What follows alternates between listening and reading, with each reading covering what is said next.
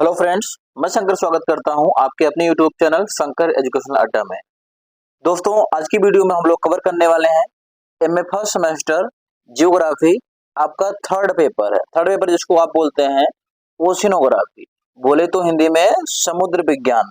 इसमें हम कुछ महत्वपूर्ण अतलगोत्री प्रश्नों को कवर करेंगे जो आपके एग्जाम के पॉइंट ऑफ व्यू से बहुत ही ज्यादा महत्वपूर्ण होंगे।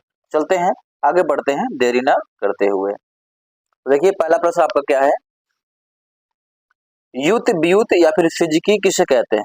क्या युत ब्यूत किसे कहते हैं या फिर फिजिकी किसे कहते हैं, इसके बारे में आपको बताना है। तो देखिए, लिखा गया है, जब सूर्य चंद्रमा जब सूर्य चंद्रमा तथा पृथ्वी तीनों एक सीध में होते हैं, यानी सूर्य चंद्रमा और पृथ्वी जब तीनों एक सीध में होते हैं, एक ही रेखा में होते हैं, तो यह स्थिति क्या कहलाती है? युत ब्यूत या फिर फिजिकी। ठीक है ना, क्लियर हो गया। यानी जब सूर्य चंद्रमा और पृथ्वी तीनों एक सीध में होते हैं, तीनों एक ही रेखा में होते हैं, तब इस स्थिति को क्या कहते हैं भैया? युत ब्यूत या फिर सिजकी कहलाती है। ठीक है, आई होप इतना क्लियर हो गया होगा।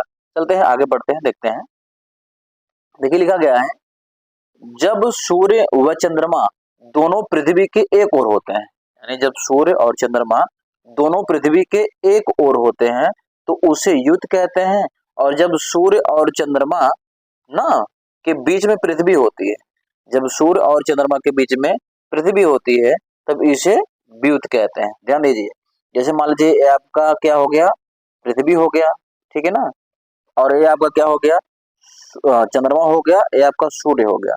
ये जब तीनों एक सीधी रेखा में होते हैं तो भैया इसको युत ब्यूत कहते हैं। ठीक है, अब इसमें भी देखने वाली बात क्या है कि जब आपका चंद्रमा और सूर्य पृथ्वी की एक तरफ रहते हैं, तब इस स्थिति को क्या बोलते हैं? युत कहते हैं। लेकिन यही स्थिति क्या होता है, जब चंद्रमा और सूर्य के बीच में पृथ्वी आ जाती है, तब इस स्थिति को क्या बोलते हैं? ब्यूत बोलते हैं। याद रखिएगा, जब सूर्य और चंद्रमा के बीच में क्या आ जाती है? पृथ्वी आ जाती है, तब इस स्थिति को क्या बोलते हैं? ब्यूत कहते हैं। आई होप इतना आपको क्लियर हो गया होगा। चलते हैं, आगे बढ़ते हैं, आगे देखते हैं क्या लिखा गया है। देखिए, आगे है कि युति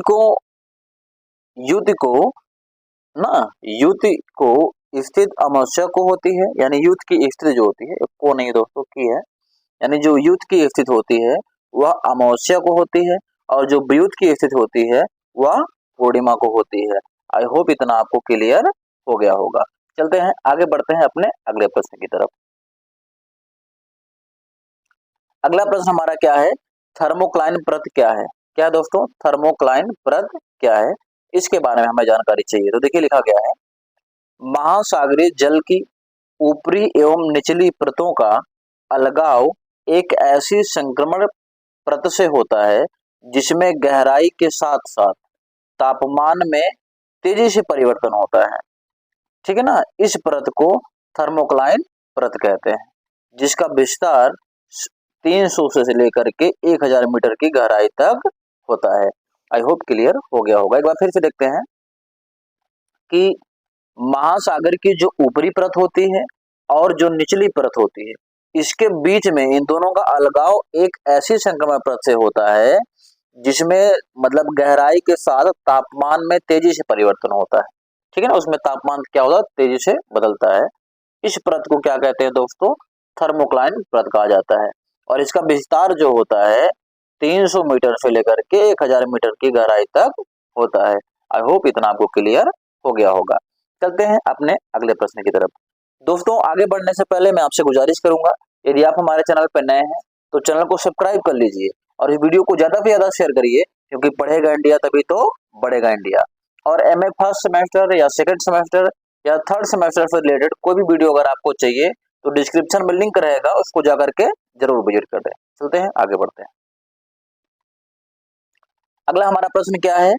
प्लैंकटन, जिसको आप प्लावक भी बोलते हो, ये क्या होते हैं, इसके बारे में आपको जानकारी देनी है। तो देखिए, लिखा गया है, वे सभी प्राणी या वनस्पति जो जल में जल तरंगों या जलधारा द्वारा प्रवाहित होते रहते हैं। ध्यान दीजिएगा, वे सभी प्राणी, वे सभी जीव जंतु भी हो सकते हैं या फिर वनस्पतियां भी हो सकती हैं, जो जलधारा के साथ यानी पानी के साथ उसी दिशा, जिस दिशा में पानी जाता है, जिस दिशा में जलधारा बहती है, उसी दिशा में प्रवाहित होते रहते हैं, उन्हें क्या कहते हैं दोस्तों?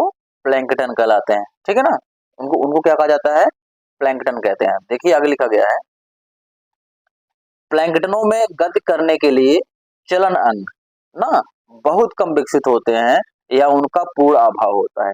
चलन अंग मतलब जिससे चला जाता है, जिससे तैर सकते हो। ठीक है ना, जैसे आप पानी में आप जाते हैं तो हाथ से तैरते हैं, पैर पे तैरते हैं, उसी तरीके से उनके भी चलन अंग होते हैं जो कि पूरी तरीके से विकसित नहीं हो पाते हैं, या फिर कह सकते हो कि पूर्ण अभाव रहता है उनका। ठीक है ना, आगे, जल में गोता लगाने या ऊपर उठने की क्षमता इनमें अवश्य विद्यमान होती है।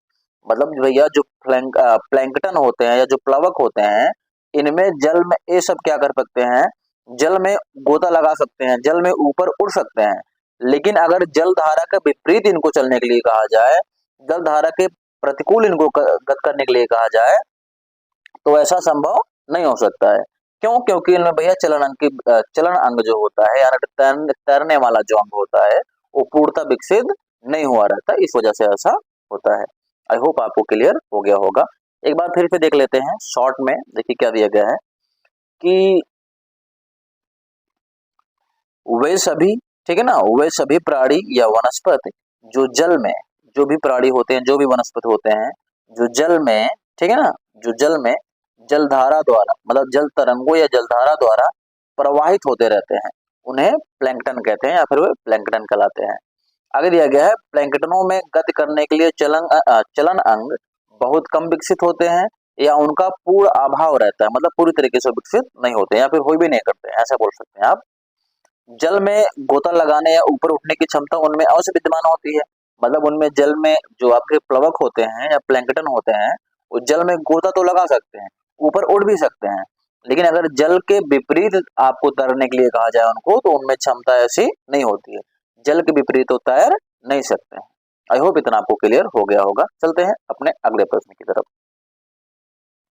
अगला प्रश्न हमारा क्या है, बेगुला की धारा क्या है, इसके बारे में काफी महत्वपूर्ण प्रश्न है। तो देखिए दिया गया है, यह एक ठंडी जलधारा है जो अफ्रीका के दक्षिणी भाग से, ठीक है ना, यह एक ठंडी जलधारा है जो अफ्रीका के दक्षिणी भाग से पश्चिमी तट के सहारे उत्तर की ओर प्रवाहित होकर दक्षिणी विषुवत रेखीय धारा में मिल जाती है। आई होप आपको क्लियर हो गया होगा।